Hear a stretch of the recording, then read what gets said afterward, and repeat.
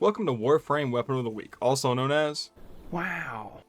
where we cover weapons that I've been having tons of fun with or that I think are particularly strong. I'm going to cover some upsides with the weapon, downsides with the weapon, show you some gameplay, builds, use cases, and give it a place in a massive, massive tier list. We're going to be building video by video, ideally to have every single weapon by the end of the series. Like, sub, hype, whatever. Love you guys lots. Thank you for the support, and let's get started with the AX-52. The AX-52 is a pretty basic assault rifle modeled after a real-life Kalashnikov. It has pretty above-average damage, critical stats that are really good, and workable status chance, giving it the ability to do solid damage with good modding. It reasonably scales with a lot of what you're going to be doing in the modding menu. It also has reasonably good fire rate and reload speed, which makes sure that those stats don't get in the way of your DPS, and you won't have to, give speed buffs or whatever. With a 40-round magazine, you'd think that reloading frequently might be like a mild issue, but luckily the AX-52 comes with an awesome weapon-specific trait, gaining buffs based on whether or not you are aiming down the sights of the weapon. While firing from the hip, so not aiming down sights, the weapon has plus 60% built-in ammo efficiency, meaning with a full magazine of hip firing, it's actually more of like a 64-round magazine instead of 40, which is really good. When you do aim down sights, however, you lose that ammo efficiency, but gain 400% critical chance, which is just a ridiculous amount, right? Even if it's just additive with other mods, it's still an insane number that's worthy of considering in the course of play and modding. If you're going for more headshots, and when we get to the build section, I'll talk about it more, but you can invest more in crit damage and other stats instead of crit chance, which is a pretty interesting thing that with weapon design that I hope that they do a whole lot more of in Warframe. You can kind of treat it as another firing mode, but it's really snappy. So for example, if I get a kill here, I'm just spraying down, I'm able to do that, and then when I see a priority target like this heavy gunner or bombard, I can aim down sights and really quickly gain that critical chance in order to eliminate the enemy. And you'll notice that I have infinite ammo, which is something we're going in a build. This is real. You can have this absolutely and easily. Before we get to building though, there are some downsides to this weapon that I just wanted to touch on really fast. It's held back by, I would say, two major components. Firstly, it is just a basic single target assault rifle, meaning you're going to want some kind of investment in making AoE, whether that's blast or gas modding, Warframe abilities. Additionally, it really desperately needs its augment biotic rounds, which gives it access to viral and magnetic status and damage, which is not always the most accessible, though I did hear it's coming around in the new Nightwave. It's very possible. Even with this augment, this weapon will struggle on much later levels if you aren't giving it love with some buffs, which, again, we can take a look at what those buffs might look like in the synergy section. But yeah, the main two downsides, again, it is just a basic assault rifle, so some sort of buffing to make it kill more enemies with the modern landscape of Warframe will be necessary, and then needing that augment and probably a couple of other buffs, if you can spare them, would be a really good idea, and this weapon does start to succeed, but those are just drawbacks that come with a very basic weapon like this one. Alrighty, so getting to builds and modding content, I've got 3 builds for you here today. I would say this weapon is a one-forma weapon. In my case, though, I do want to note that I did pull a V polarity from the X-list slot, which is an incredibly useful thing about this weapon. So I did use a X-list adapter to unlock the slot, polarized it, and moved it over. This allowed me to get one forma in, and all of my builds fit, although I would say a second forma may be required, but that should be the limit in terms of what you need. Biotic rounds costing 7 is really awesome, as it turns out. So this is my general use build. This features Vital Sense for crit damage, biotic rounds, Galv Chamber for multi-shot, Rifle Elementus to help with that blast. The electricity here comes from a primary electricity damage shard on my sight, so we can ignore that for now. Prime to Shred. Punch Through is really good. Punch Through plus Blast just allows, plus the fire rate here, just allows for a lot of really useful stuff to go on. It compensates for a lot of the weaknesses that this weapon does have, and of course, Thermite rounds and Rhyme rounds to create that blast, which allows a single target weapon to do a lot of AoE, right? Primary Crux here, I do think, is the best on this weapon. Now, you can run Deadhead, you can run Merciless, like there are other options you have. Frostbite, I believe it's called, is pretty solid here. That's what it's called, right? Yeah, so critical damage is really good on this weapon, actually, just because both critical damage and multi-shot are really good here, because what can happen very frequently, especially if you're using like Galvanized Scope or other critical chance multipliers, is that you get kind of an absurd amount of critical chance when you're aimed, but there aren't enough critical damage mods in the video game to like kind of balance out that crit chance, crit damage ratio, and so Frostbite can be good for that. But Crux, in my opinion, is the best. And my reasoning for that is that with the hipfire ammo efficiency and the Crux ammo efficiency, along with the status chance, which allows you to do more blast, more gas, whatever, for your AoE, you have infinite ammo. If you're firing from the hip, you cannot lose ammo. As long as you have Crux stacked, Crux doesn't require kills, just weak point hits, which is what this weapon already wants to do. So I find that build to be really, really, really strong. Endless ammo is really fun. It means that your list of synergies opens up quite a bit. It means that you can basically also, I guess you could run aptitude here if you wanted to. This build is not like perfect. Generally, use spells are kind of hard to get because you're not going for any particular synergy. You can definitely do aptitude here. Like, you want some base damage somewhere in here, probably. Like, you could replace Shred with Amalgam Serration or whatever, or replace Elementals with aptitude, and you would achieve like similar effects.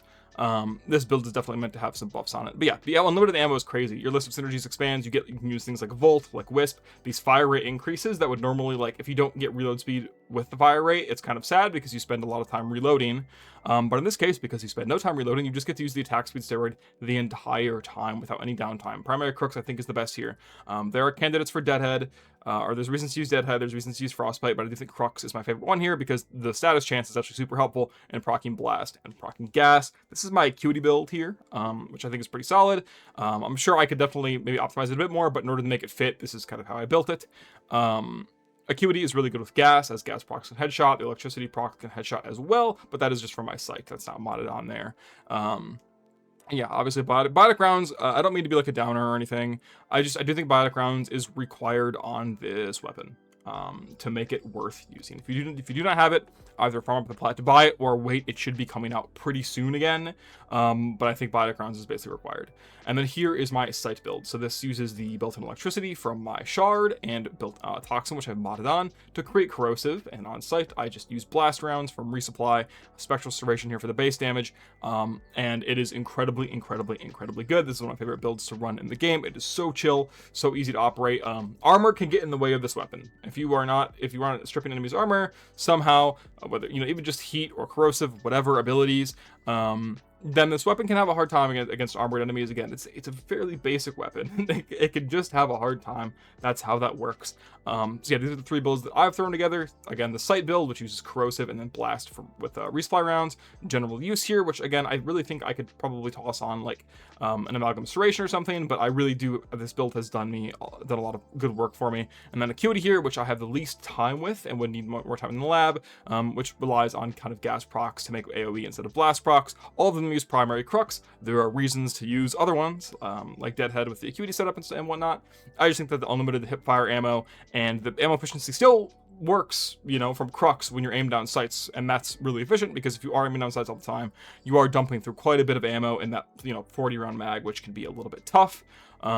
Yeah, if you guys have any builds that you've found or any mod replacements that you found are really good, any builds you like, just go ahead and share them in the comments. This is always an invitation for discussion so we can all learn together. I don't attest to know everything about this game, so if you have any suggestions, go ahead and drop them.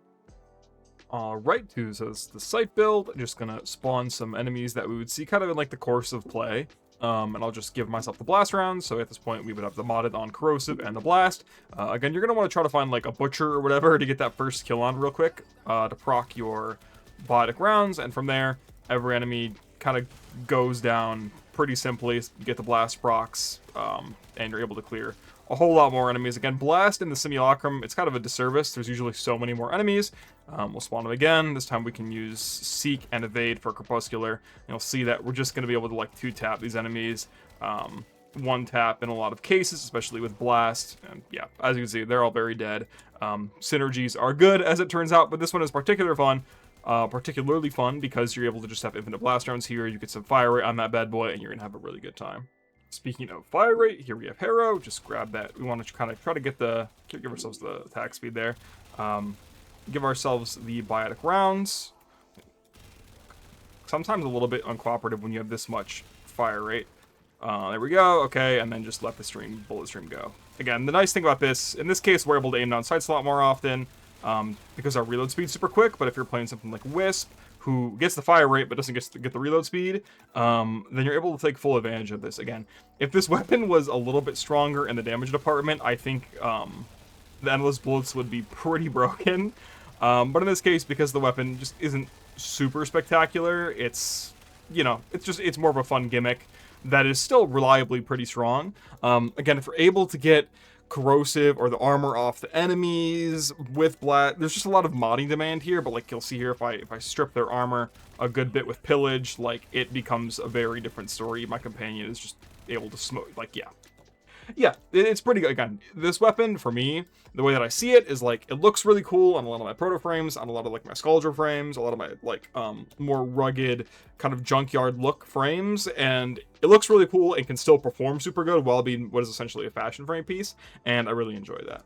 And lastly, we have Ivara with Zada's Whisper. Zada's Whisper is probably the highest ceiling that this weapon achieves. This is with the gas acuity build. We could use Zada's Blast, but that's really, really strong.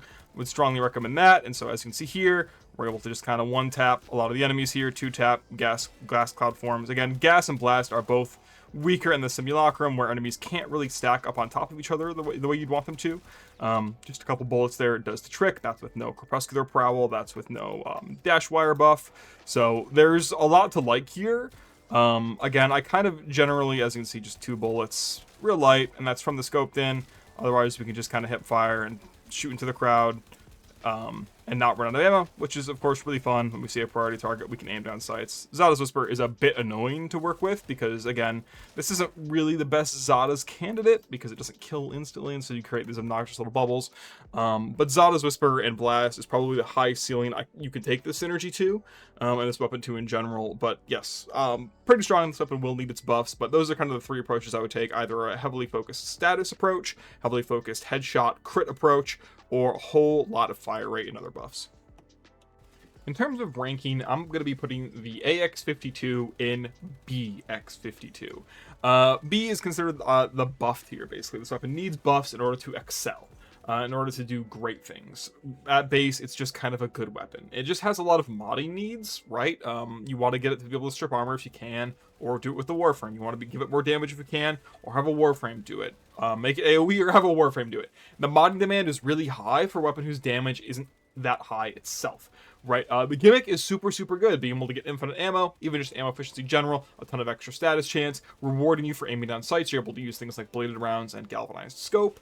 But you can get all this crit chance, but there isn't enough crit damage to balance that out. There's just not enough modding room for this weapon to be excellent. I think genuinely, if you had 2 more mod slots, this weapon would be killer.